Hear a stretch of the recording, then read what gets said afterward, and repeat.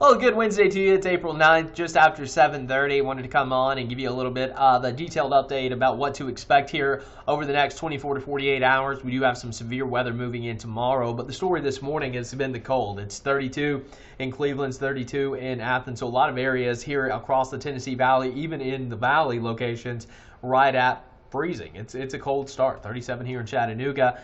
And usually our last freeze of the season in Chattanooga is March 24th. That's kind of the average. Of course, that varies year to year. But it is a chilly morning out there, so grab a jacket, do what you can to stay warm. Hopefully you covered up some of those potted plants or brought them inside last night. Later today, this will be a distant memory. It's going to be very warm, mid to upper 60s, a whole lot of sunshine, light winds out of the southeast. So no complaints. If you want to go out, enjoy the weather, do it. Lookouts have game 2 of their series with the Barons. Get out to AT&T Field if you're looking for something to do, if you have the chance later today. But tomorrow things change. Of course, we're going to be tracking that severe weather. The system that's going to give us some of that active weather is now to our north and west, so bringing some rain across Kansas. This cold front eventually arrives into the Tennessee Valley tomorrow afternoon and evening. Look at that to the north. Yeah, some spring snow ongoing across the upper peninsula of Michigan into the mitten of Michigan as well. So outside of this little area of rain across the central part of the country, it's going to be pretty quiet across much of the lower 48. But things are changing. Again, your future casts, you can see that system approaching as we continue through the day on Wednesday. We're not going to see any active weather today. It's going to be nice and dry and sunny. But then that front starts to drift to the south as we get into your Thursday. And by the morning, we could have a couple of showers. Not going to be a big deal. Not expecting anything severe through midday. And then as we continue through the evening, notice how the storm coverage starts to increase. So North Georgia up through southeast Tennessee. And we'll have to watch these individual cells. I'm thinking after 5 p.m., that's really when our severe threat's going to get a little more enhanced, as we've had a full day of daytime heating. We have the front giving us our lifting mechanism. And with those things coming together, we'll have the chance for severe weather. And a lot of these storms are going to be elevated. So cloud tops are going to be a little bit higher. Going to be able to tap into that freezing layer. And depending on the updraft strength tomorrow, we could have some decent hail with some of these storms. So that's something we're going to watch pretty closely. And then as we continue through the evening, about 8 o'clock, a lot of this is starting to move off to the east, winding down pretty quickly as we continue into the overnight hours. And then Friday, more clouds come in. We're going to have a little shortwave system come through. That'll give us another spark of some showers. And believe it or not, later in Friday, again, our short-term model guidance doesn't go out that far. There could even be a little bit of snow along the Tennessee-North Carolina line, and there's elevations over 3,000 feet. So the Great Smoky Mountains may be getting a stray inch or two. So let's look at your lightning and shear tomorrow. Not going to be that impressive. Maybe a little bit of lightning early on. Again, you can see the color scale up there. The purple indicates potential for some hailers. Again, notice how that kind of increases as we continue through the evening hours. The peak of the severe weather probably between, I would say, 5 and 8 o'clock if I had to guess. And you also have some of that shear moving through. Not expecting much of a severe or a tornado threat with this, but you can't rule out a quick spin up. And then as we continue through the evening, that quickly dwindles after about 10 o'clock as we lose all of that instability. Also going to be a decent amount of storm fuel starting to build, especially if we can get some sunshine.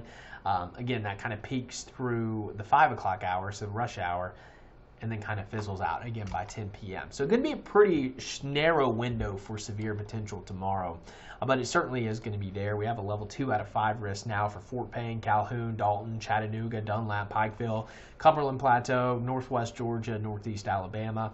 And zooming out, you can kind of see that extends all the way back towards Memphis, Nashville, Birmingham, so pretty broad area. And then a level 1 out of 5 risk from upstate South Carolina, Athens, Blue Ridge, J. Murphy, really east of I-75.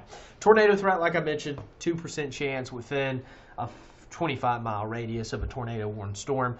Mainly Chattanooga, westbound, into that slight level 2 out of 5 risk. I'm not really expecting any tornado warnings tomorrow in our neck of the woods, but you know, there's always a chance, 2% chance at that, but better chance of wind and hail tomorrow, especially in the yellow shades here from Dunlap to Chattanooga, Dalton. So we're not expecting widespread severe weather. A lot of this is a conditional threat. If conditions end up materializing, there's always the chance that they don't, and we don't really see any severe weather, just some non-severe thunderstorms. But there is going to be that potential, again, for hail and high winds. And severe hail is over quarter in diameter, or over 1 inch in diameter size-wise. So again, about like that, enough to do some damage. So we'll keep an eye on that tomorrow. Also, gusty winds 50-60 miles per hour.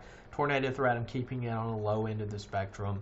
Again, not expecting anything widespread, but I just advise you to stay weather aware. Have a way to receive those alerts. Have the Local 3 weather app downloaded just to make sure you're staying up to date with the current conditions, especially with this coming through during the evening hours. Again, everyone's always like, why does it always come through during the morning? Well, we were just kind of in a pattern where that's how things were materializing, and we had the fronts coming through late at night into the early morning. That doesn't always happen.